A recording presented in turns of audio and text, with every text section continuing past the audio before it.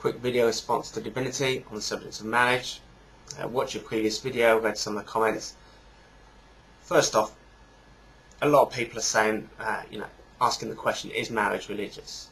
Well, yeah, the version of marriage that we uphold in the West, that the state enforces, the legal system has written into it, that's upheld using tax breaks and the such. Yeah, it's religious. Not just any religion, it's specifically the Christian religion's definition of marriage. Obviously, that's what it is. Yeah, one man, one woman for life. So even within monotheism, okay, Islam allows 4 wives. That's a different contract, and we don't uphold that in the West. Which is kind of weird, I guess, because we talk about separation of church and state. Yet right at the heart of the state there is this entanglement with a religious institution, I guess. If you think that the religion came first and told people what marriage is, it's also possible, I suppose, that the marriage came first and the religion just codified it. Yeah. But anyway, people's reaction to this seems to be, well, marriage should be whatever you want it to be. You should be able to marry as many people as you want, for as long as you want, maybe just temporarily.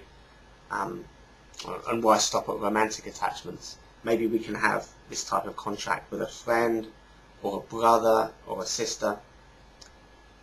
But there's a problem here, okay? If you like it or not, society is formed around the concept of man-woman lifetime attachments. And that's really why the state's involved. What people are suggesting when they say it should mean anything you want it to mean, what people are doing, they're messing with a fundamental structure of society. Okay? Forget the religious people. This is a radical rethink of the way society works, whatever your religious persuasion. Looking at this as a kind of clash between religious people and progressives or something like that is to miss the important point. If you want to transgress a little bit from traditional Christian marriage, maybe there won't be too much of an impact. But I don't think you can go too far without exposing yourself to substantial risk. So we're talking about economics here, yeah? There's a reason the state gives tax breaks to married couples. It's not because legislators are sentimentalists and they like a wedding in a church and a nice dress and all that. No, okay. For the purposes of bringing up children, a traditional marriage is economically efficient. Unless something goes wrong, it's pretty much self-sufficient. A nuclear family takes care of itself. So I, as a taxpayer, don't need to dip into my pockets too much for funding other people's children. It works, okay? We know it works. That's why pretty much all over the world it's similar. It's not identical. Quite a few cultures have a degree of polygamy, but not too much, right? They keep it right down. And they tend not to be welfare societies like ours is. There were probably societies in the distant past that had different configurations, but they ain't around anymore, and that in itself tells you something.